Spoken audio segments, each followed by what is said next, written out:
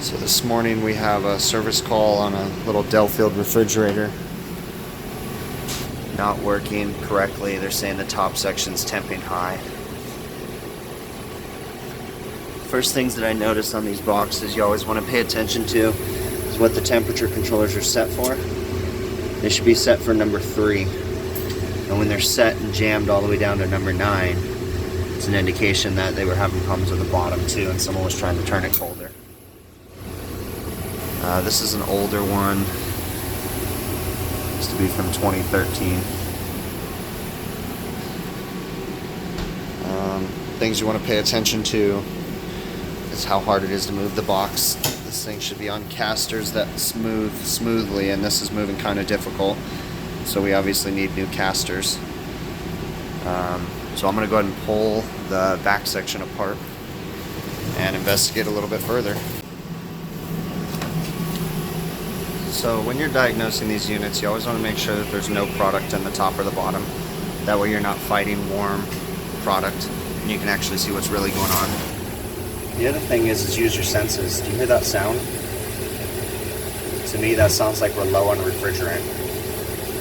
We're going to go ahead and gauge up. I got my field piece probes on there and we're going to see what we can find. Before you troubleshoot, you always want to make sure you shut off the top rail.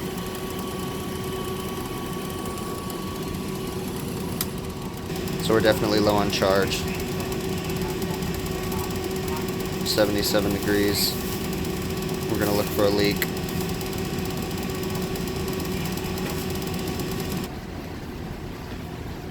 Two most common places for refrigerant leaks on these Delfield units is the compressor suction stub tube and the evaporator coil on the expansion valve. This one looks like there's oil everywhere, so we might already have it figured out. What happens is, I'll explain it. The way that they run this suction line, it actually creates like a little trap. This suction line comes up and the water sits in that insulation and rots out the suction stub tube, and they use a steel suction stub tube on this. You'll see it right now.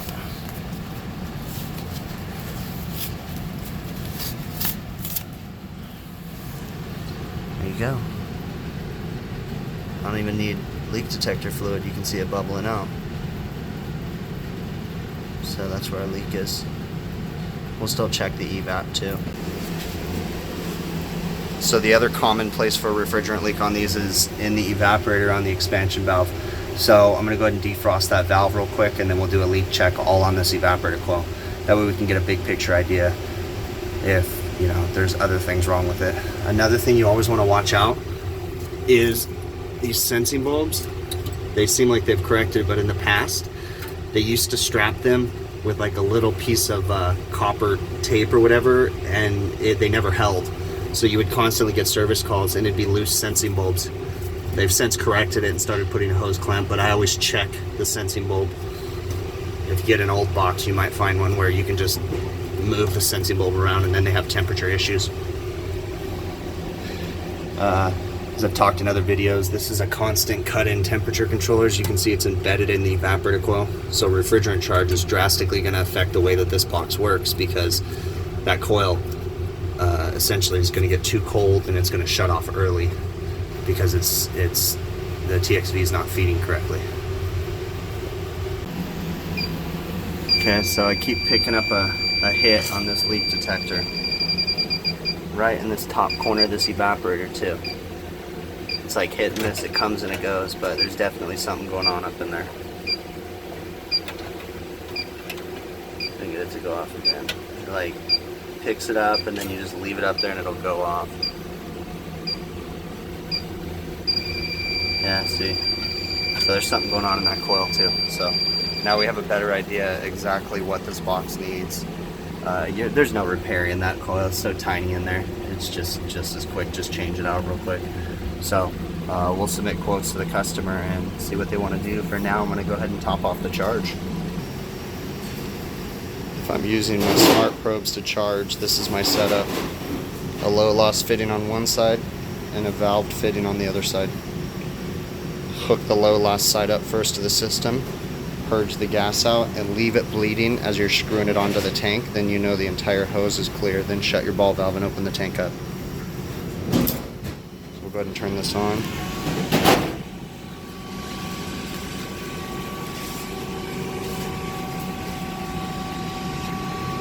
We're just going to add refrigerant nice and slow.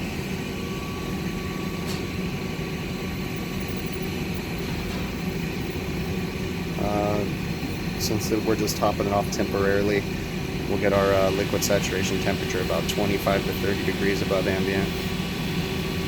Right now it's at 86 degrees, so 77 in the room, 87, 97, 107, so we need about 100 to 107 liquid saturation temp.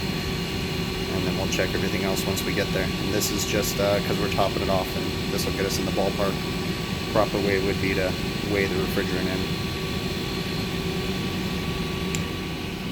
Again, we're doing this with the rail off because the rail does not have an evaporator fan motor and it's a static pan chiller. It throws your pressure readings off, so whenever you're charging these things or checking charge, you want to shut the rail off and just have the bottom section running. One of the things that will happen here is you will see this thing cycle early right after you fix it. So notice we're 49 degrees and the box is satisfied. Okay, because what's happening is that TXV is flooding right now and it needs to calm down basically. So it's going to take about 2 or 3 off cycles to stabilize the box out, and then if everything's working correctly, we should see that cut-in temperature slowly come down every time. So right now it's probably going to cut in around 50, 52, then the next time it'll probably cut in about 44, 40, you know, like that. So right now it just clicked back on. So this one cut in at 49, and then we'll watch it, and it'll take a couple times.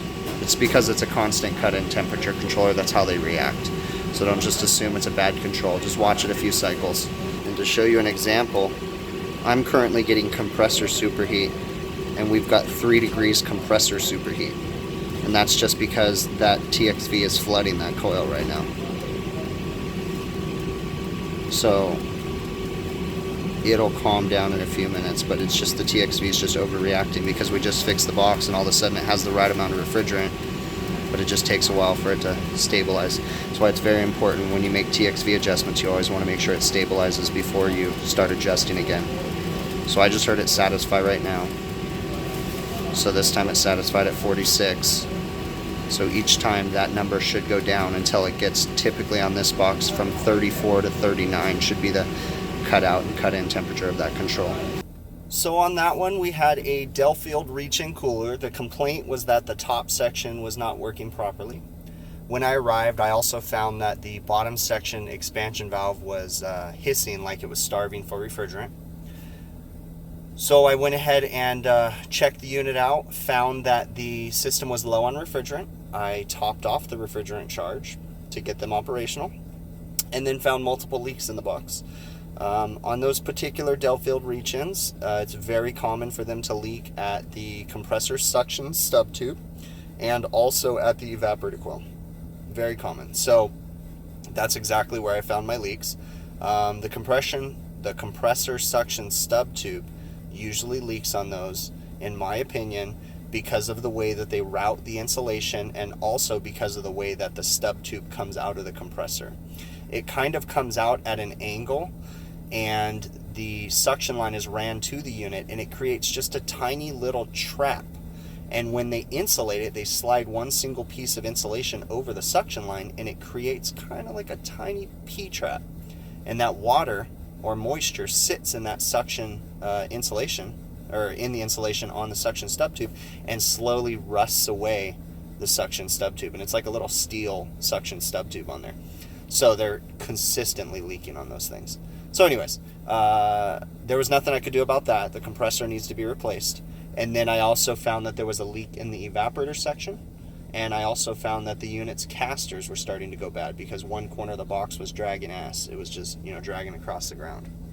So I'm going to submit a quote to the customer, give them all their options, and see where they want to go with this one. I did give them the option to go ahead and unplug the box and just leave it alone, because I did tell them that the leak is probably going to leak out before we can come back and repair it. if they approved it, but they wanted me to go ahead and top off the charge. So I did so, got it going, and that's pretty much it. Okay.